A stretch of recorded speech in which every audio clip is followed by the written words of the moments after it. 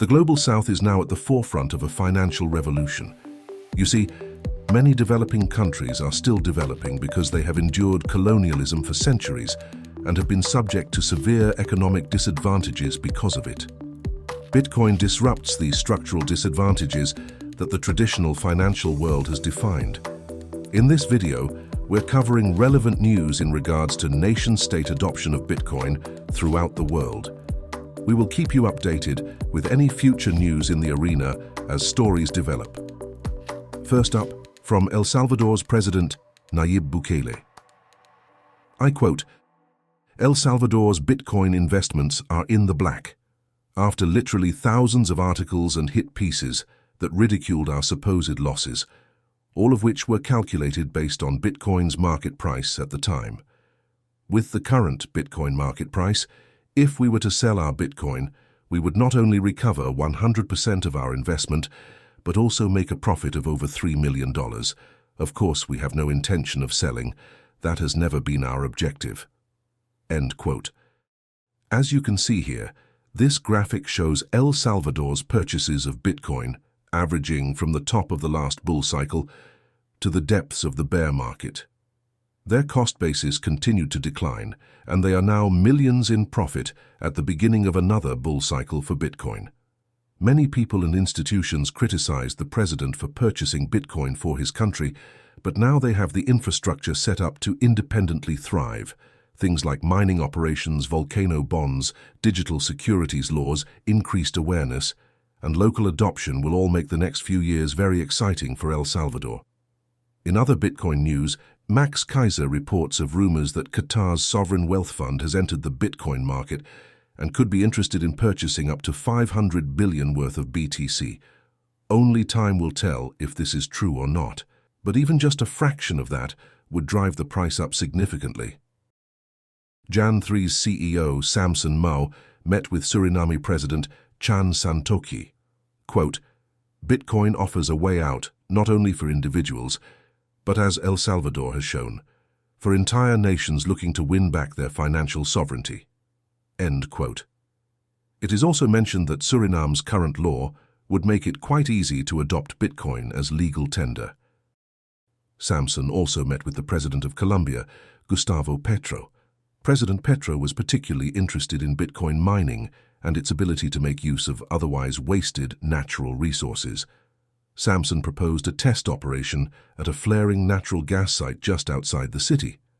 Bitcoin miners could be deployed on the flare, which would extinguish it. This could potentially assist in educating the residents about how Bitcoin mining can help their local environment. Here are some highlights from the interview after Samson's chat with Colombia's president.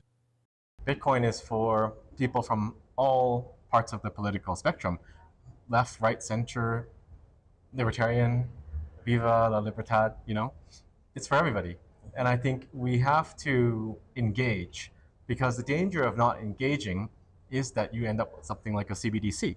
Colombia is actually experimenting with the CBDC. And as we know, that outcome is not going to be very good for the people here.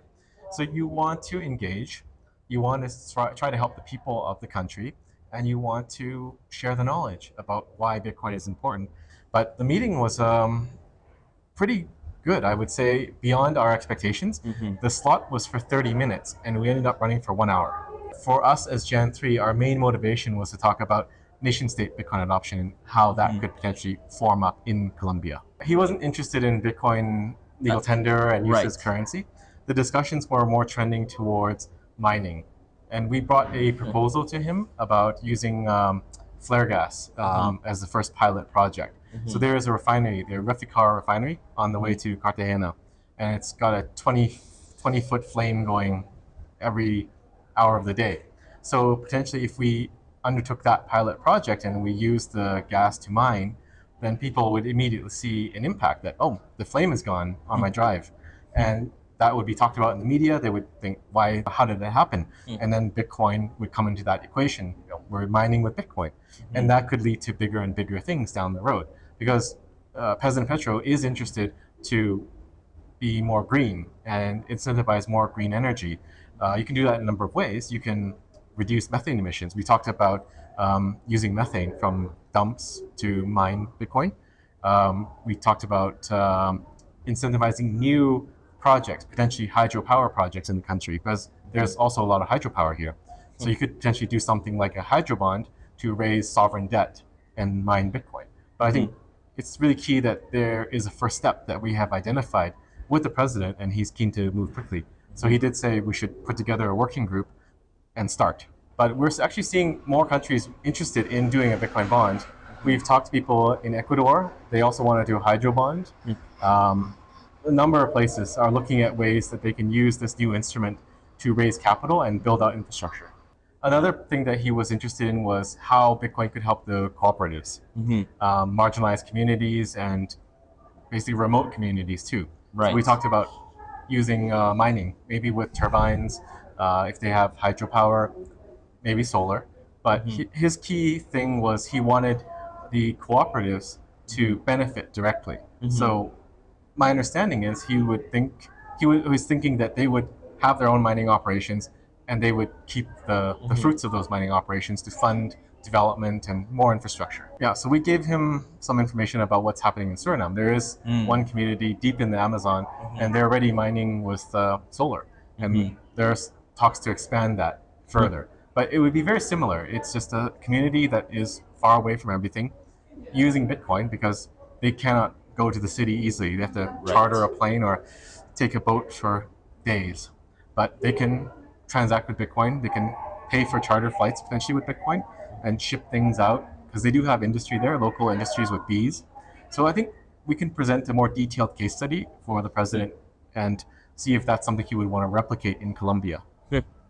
But he really seems keen to do it. So we asked him, would you want to record a short video to say something to the Bitcoin community? And he's like, yeah, let's do it. So I just took a phone out and we did selfie style video. And he's very welcoming. He wants the economy to develop. His focus, like when we first sat down, one of the things he said is, I want high quality jobs for Colombians. Like I want high tech jobs. And how can we work together to accomplish this? So we did go into things like, well, if Bitcoin is a new financial system, then you need to onboard merchants everywhere. You need systems to deal with payments in Bitcoin and all of these things. And also mining. There's a lot of infrastructure to be built. So there's much jobs to be had, but the financialization and also exchanges coming here too would make those high quality, high paying jobs. But we did meet with one of the bigger banks here, Agrobank.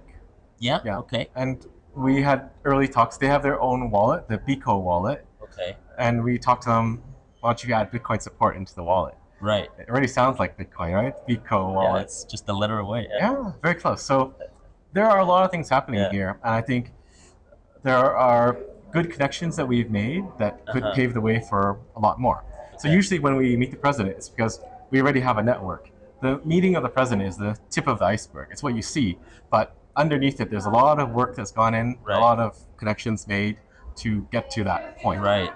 We were invited to visit Surinam by the foreign minister, Albert Ramden, and we met with so many people in Surinam. It's still a whirlwind. So in case you don't know, just before we came to Colombia, we were in Surinam. So we've been on a whirlwind nonstop tour of meetings and media and podcasts and things like that for almost 2 straight weeks. So we're pretty exhausted right now. Yeah, no doubt. But we went there. We had meetings with the central bank. We had met with the central bank 4 times before.